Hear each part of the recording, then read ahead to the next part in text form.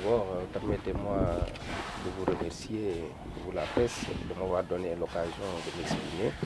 mais aussi remercier tous mes collaborateurs, sympathisants, amis du mouvement Siggi Jotna, qui aujourd'hui qui ont bien voulu répondre à cet appel, qui est un moment de rencontre, de communion, pour discuter des questions de l'heure. Donc je pense qu'aujourd'hui, nous avons eu à organiser un séminaire de réflexion sur la massification, mais aussi la consolidation des acquis du mouvement Siggi Jotna en vue de mieux se préparer, mais aussi d'être au cœur de l'activité politique à Thiès. Donc, comme vous l'avez bien dit, aujourd'hui,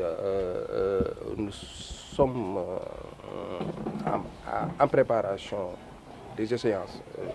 locales qui sont en vue, qui ne sont pas déjà fixées, parce qu'on est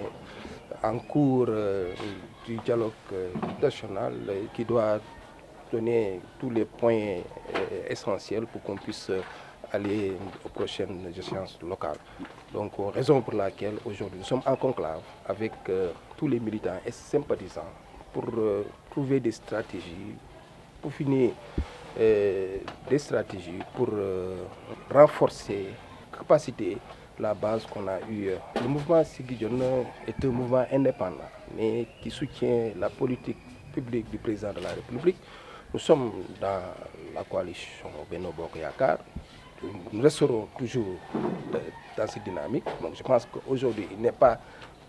question de se départir des démarches de la coalition Benno Bokk Yakaar, mais nous sommes là pour développer et massifier notre mouvement qui est le mouvement Siggi Jotna, parce que aussi la politique, c'est le terrain, il faut être actif à tout moment. On ne doit pas attendre à 2 mois des échéances pour revoir la base. Donc, qui connaît Siggi Jotna le connaît sur le terrain, surtout la mobilisation sociale qui est au cœur de ses préoccupations pour apporter une valeur ajoutée à la coalition Benno Bokk Yakaar. Si vous avez tenu à préciser que le mouvement Siggi Jotna n'est pas là pour déclarer sa candidature, est-ce à dire que demain,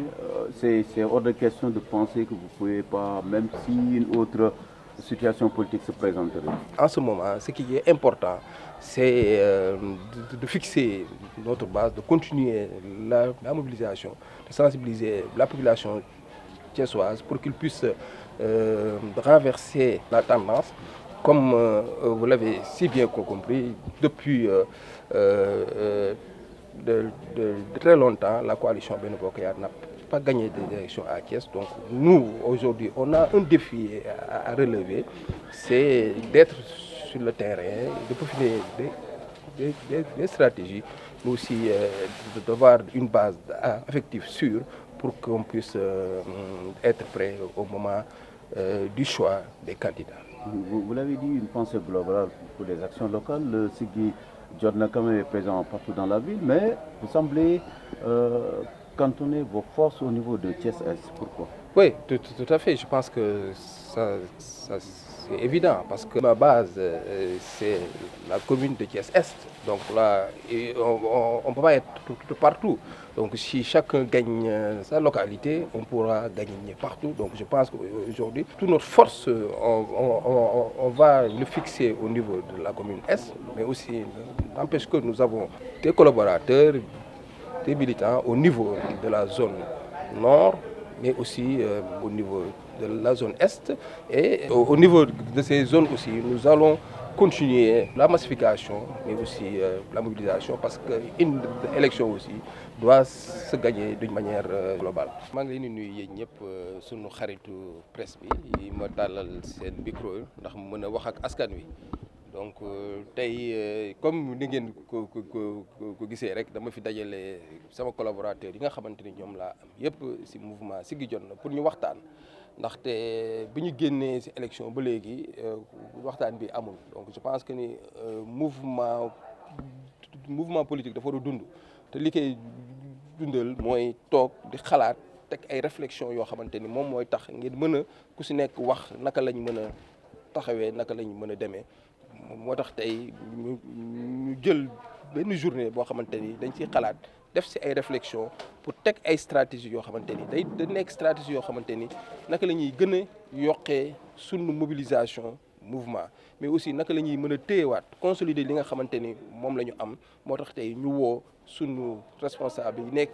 ci commune bi yëpp ñu mën a toog waxtaan ak ñoom ci ëllëgu mouvement Siggi Jotna. Président wax ngeen ko yéen xam na ne mouvement bi ñu juddoo ba léegi am ngeen capacité de mobilisation mais surtout d'organisation à preuve wane ngeen ko à plusieurs reprises mais da ngeen bokk ci coalition tey ni ngeen def est-ce que base bi bu demoon ne président Abdoulaye Dièye dafa war a dem ak liste boppam yéen a ngi ci xalaat wala yéen jàpp ngeen ne comme ni nga ko waxee discipline de parti da ngeen bokk ci coalition président Macky Sall da ngeen a xaar liggéey bi. waaw comme ni ma ko waxee sànq rek je pense que ni tey ñi jëwuñu fi tey di def réflexion pour di déclarer suñu candidature ndax dañu nekk ci processus de dialogue national donc kenn tënkagul li nga xamante ni noonu lañ war a demee ci élection locale mais aussi li wolof naan xoddiku bala ngay lakkale ku xam mouvement Siggi Jotna xam ko ni mouvement boo xamante ni ci terrain bi la nekk ñun duñu xaar ba affaire yi dëkkati ni jon ñuy jóg di waxtaan parce que ça fait presque 3 ans ñu ngi former suñuy cellule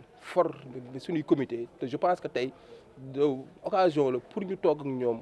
waxtaan ak ñoom ngir fi nga xamante ni moom lañ bëgg a jëm donc nag tey ñun dañu bokk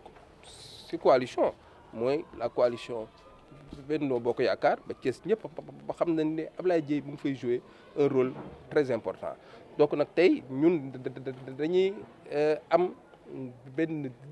discipline boo xamante ni moom la ñuy doxee ci coalition bi donc bés bu jotee dinañ toog ñun ñëpp responsable yi nekk ci coalition bi ñu waxtaan naka la ñuy mën a demee ci élection yi mais je pense que tey li gën a am importance mooy taxawaayu mouvement Siggi Jotna fii ci Thiès. donc ngeen responsable bu ne bu liggéeyee massifié gagné base am di ngeen mën a gagné Thiès. très bien donc je pense que ni loolu moo gën a am solo mooy nit ku nekk boo nekkee sa gox soo fa liggéeyee je pense que ni mën nañ renverser tendance bi pour que la coalition Benno Bokk Yaakaar mu mën na gagné Thiès donc daal ñun en ce qui nous concerne ñu ngi ci liggéey boobu à la base ak li nga xamante ni moom la ñu yoroon ñu gëj fa dem ñu woowaat li ñu ñëpp ñu waxtaan pour ñu mën a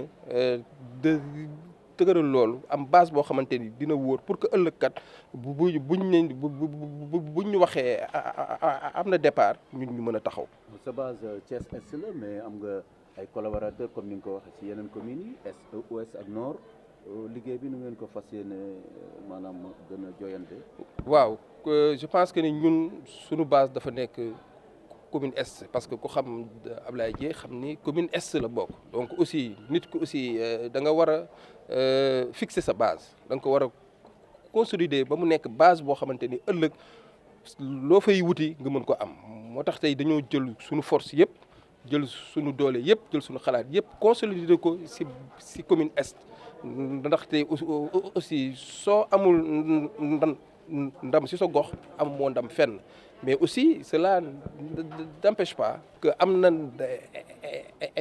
ay militants ak ay collaborateurs dans la zone ouest mais également dans la zone nord donc tey ñoom aussi ils sont venus répondre à cette conclave ñu waxtaan naka la ñuy gën a renforcer foofu massifier ko parce que tey on veut dañu bëgg a nekk